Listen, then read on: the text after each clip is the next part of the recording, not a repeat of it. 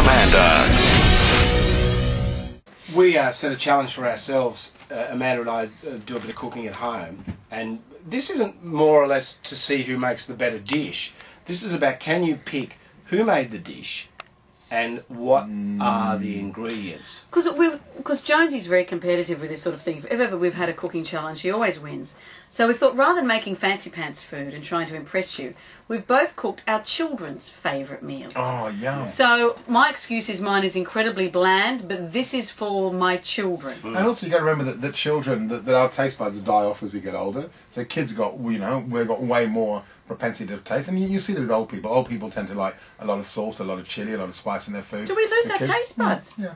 I think they die at some phenomenal rate from the age of 17 onwards. It's a really interesting thing. So that kids have got a much more sensitive and much more. I mean, the ideal food critic would probably be 7. Wow. But Brussels sprouts still taste like hell. Ah, no, the king of vegetables. I'll go toe to toe with you about Brussels sprouts. Brussels sprouts properly cooked, boil them, roast them, a little bit of butter, a little bit of pancetta, bacon.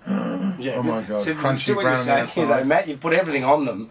Yeah, But to make them taste good. Because Jonesy, certain food is designed to be a vehicle. I think it's the crumpet. The crumpet is designed only for one thing: to carry butter from the table to your mouth. Yeah. That's why it's got those holes. That's the whole deal.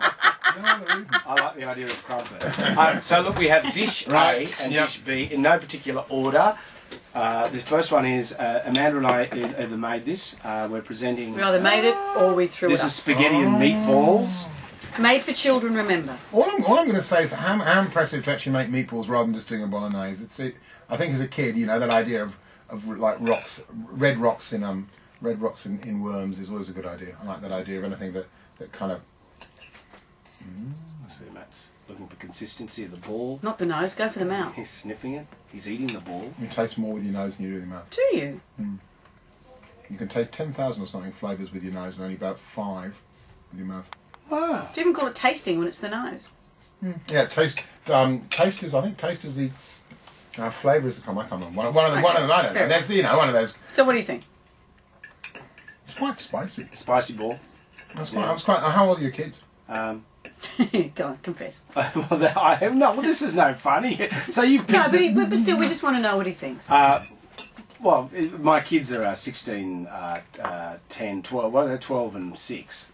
So. And a 6-year-old likes this as well. Yeah, he loves it. Your child likes a lot of spicy stuff. Yeah, yeah. I only put a bit of curry powder in there. I know I've given this away, but Matt's already picked it. No, I've already picked it because there's no. This is such a bloke's dish. Yes. Because anything where you're rolling meat, you get meat in your hands, whether it's a hamburger or a steak, or blokes want to handle meat. There's a weird primeval thing. Like watch guys at the barbecue. They'll have the tongs, but they want to press it with their fingers and turn it over with their fingers and kind of do all that. So, and certainly the same thing when you get to shaping meat.